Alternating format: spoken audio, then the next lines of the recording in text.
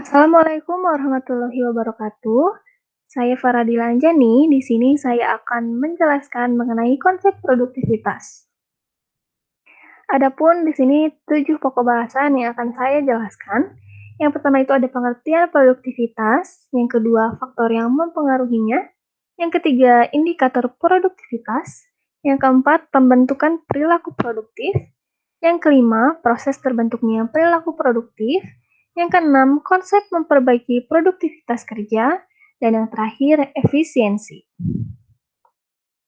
Yang pertama akan saya bahas yaitu pengertian produktivitas. Menurut Kendrick dan Kramer, mereka membedakan produktivitas ke dalam 3 jenjang.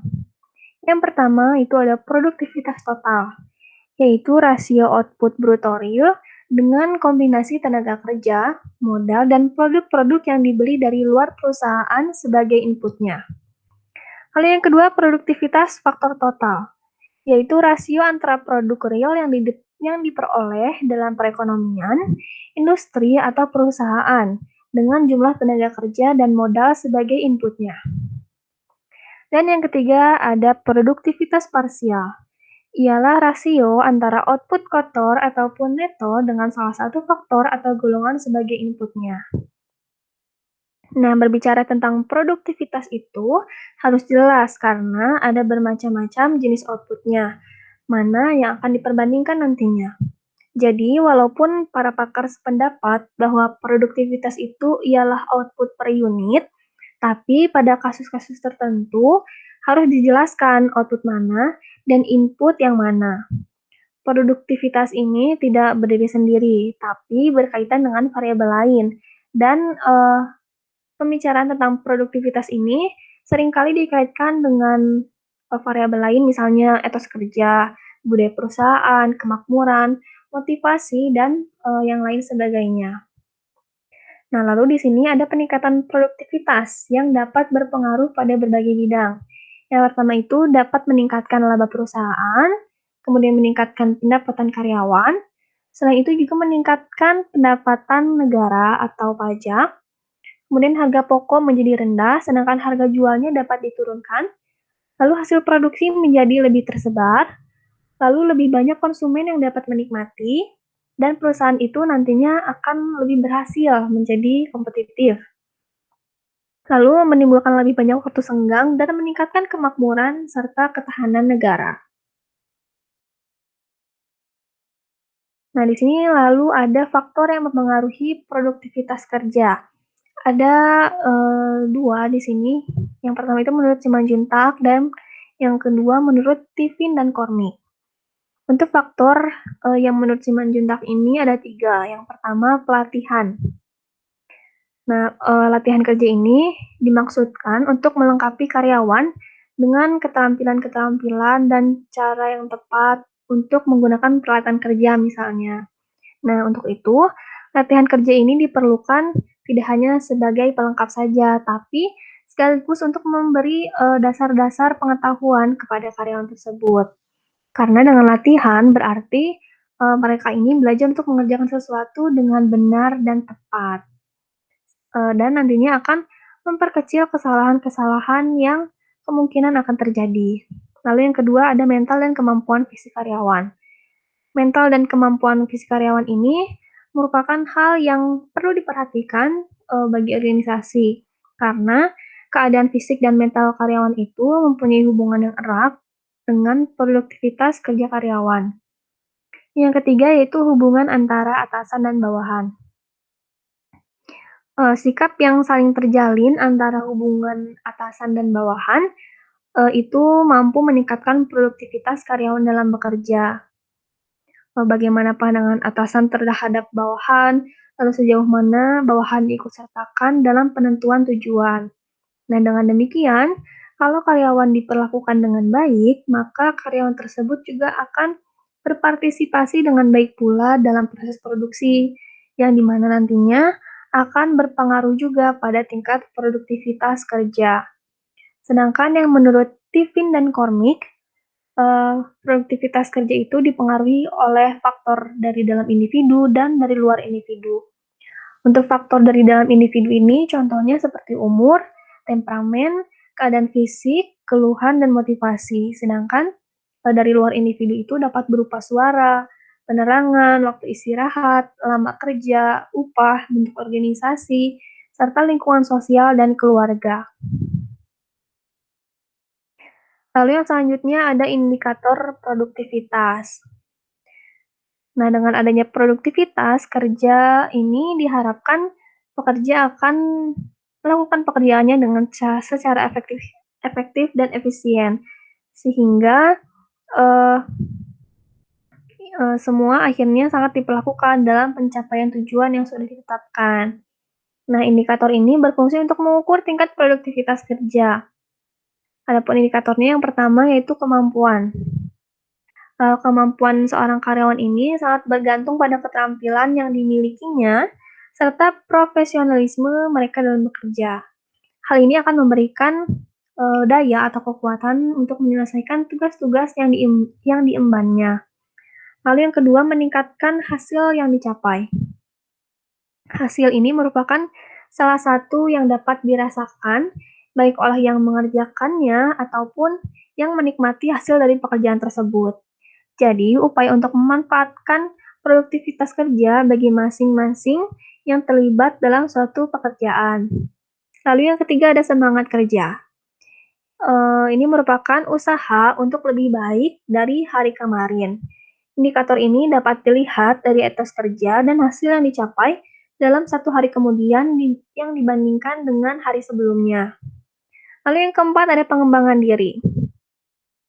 Pengembangan diri ini dapat dilakukan dengan melihat tantangan dan harapan dengan apa yang akan dihadapi. Karena semakin kuat tantangannya, pengembangan diri mutlak untuk dilakukan. Begitu juga harapan untuk menjadi lebih baik, yang pada gilirannya akan berdampak pada keinginan karyawan untuk meningkatkan kemampuannya. Lalu yang kelima ada mutu. Mutu ini merupakan hasil pekerjaan yang dapat menunjukkan kualitas seorang karyawan. Jadi meningkatkan mutu itu bertujuan untuk memberikan hasil yang terbaik, yang nantinya juga akan sangat berguna bagi perusahaan ataupun bagi diri karyawannya sendiri. Lalu yang keenam ada efisiensi, yaitu perbandingan antara hasil yang dicapai dengan keseluruhan sumber daya yang digunakan. Masukan dan keluaran merupakan aspek produktivitas yang memberikan pengaruh cukup signifikan bagi karyawan. Lalu selanjutnya ada pembentukan perilaku produktif. Upaya peningkatan produktivitas itu lebih dititik beratkan pada rekayasa lingkungan kerja agar memenuhi standar kerja yang sesuai dengan spesifikasi. Lalu rekayasa yang digunakan ini juga bertujuan untuk menyentuh sisi psikologi karyawan agar lebih termotivasi untuk bekerja lebih produktif lagi. Nah, munculnya perilaku produktif ini dapat ditentukan oleh sebab individu dan lingkungan. Tak hanya itu, perilaku produktif juga terbentuk dari dua jenis perilaku. Ini perilaku efektif dan perilaku efisien.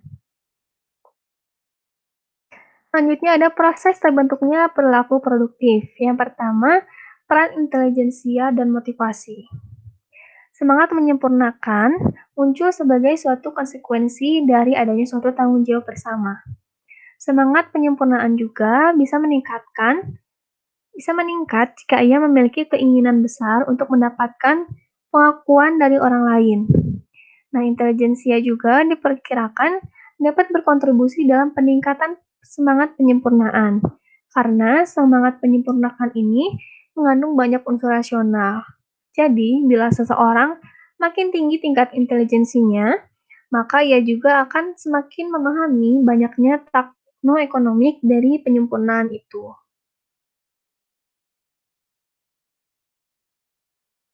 Lalu yang kedua ada proses terbentuknya perilaku efektif melalui semangat penyempurnaan. Perilaku produktif pada dasarnya itu terbentuk dari dua jenis perilaku, yaitu perilaku efektif dan efisien. Proses terbentuknya perilaku efektif ini melalui 4 unsur semangat penyempurnaan, yaitu meliputi semangat mencapai tujuan, puas terlibat sebagai anggota, disiplin penyempurnaan, dan daya tahan kegagalan. Lalu yang ketiga ada proses terbentuknya perilaku efisien melalui semangat penyempurnaan. Kepuasan kerja sebagai anggota perusahaan akan mendorong munculnya perilaku efisien. Disiplin yang dirangsang oleh motivasi yang tinggi akan mendorong ke arah penyempurnaan cara kerja. Kedisiplinan diri untuk memperbaiki cara kerja nantinya akan otomatis memosisikan individu untuk bertindak dengan efisien. Nah, perilaku efisien ini akan muncul ketika individu mampu menjaga kedisiplinan kerjanya. Lalu yang selanjutnya ada konsep memperbaiki produktivitas kerja. Ada 6. Yang pertama model Goodwin, model Sutermeister, model Hersauer and Raj, lalu ada strategi Crandall and Wootton, strategi Stewart, dan pendekatan Agarwal.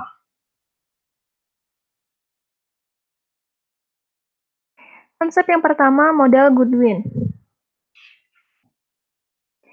Model ini menekankan pada perbaikan produktivitas yang harus dikelola dengan cara seksama. Nah, yang ditekankan pada model ini yaitu how can we improve the way we improve. Improve management yaitu suatu pendekatan dari Goodwin yang dimana untuk memperbaiki kinerja organisasi. Meskipun pendekatan ini tidak secara langsung mengenai perbaikan produktivitas suatu organisasi, tapi ini merupakan kerangka konseptual yang cukup baik untuk perbaikan produktivitas secara formal. Nah, Goodwin juga yakin di samping adanya kebijakan dari pengalaman, perlu juga adanya judgement yang baik dan pengetahuan setempat. Di sini juga Goodwin menyadari akan arti pentingnya berorientasi pada orang dalam suatu organisasi dan menyatakan bahwa people are our most important asset and their attitudes and motivation driver are a major factor in any successful business. Lalu yang kedua ada model Sutermeister. Nah, model ini menekankan pada produktivitas pekerja dengan mengidentifikasi dan menjelaskan mengenai hubungan antara faktor-faktor yang berpengaruh terhadap produktivitas pekerja.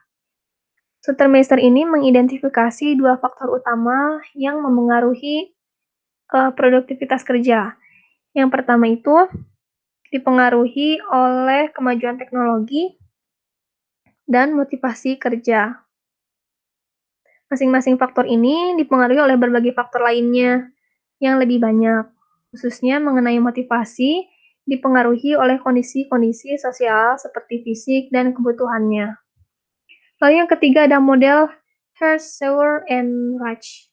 Model ini berfokus pada kinerja karyawan dan ia juga menjelaskan bahwa produktivitas kerja ini disebabkan oleh faktor individual dan organisasional yang berpengaruh secara langsung ataupun tidak langsung dapat ditelusuri dan merupakan sistem umpan balik yang dinamik.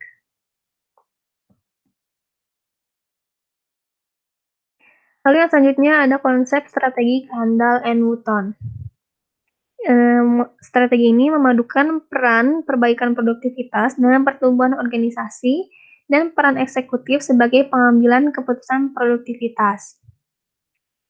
Mereka juga menyarankan adanya perhatian perubahan dari strategi tradisional mengenai perbaikan produktivitas yang berorientasi efisiensi ke strategi-strategi yang difokuskan pada pertumbuhan dan pengembangan organisasi. Lalu yang selanjutnya ada strategi Stewart.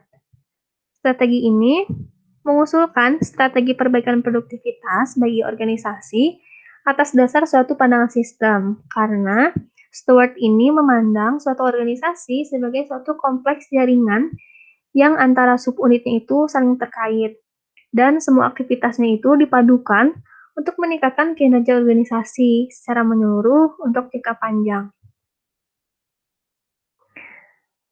Kemudian, peluang untuk perbaikan produktivitas juga harus bersaing satu sama lain untuk sumber daya yang sama, dengan mengakui adanya konsep diminishing marginal return, yaitu jika sesuatu telah diperbaiki, maka perbaikan marginal dengan menggunakan teknik yang ada.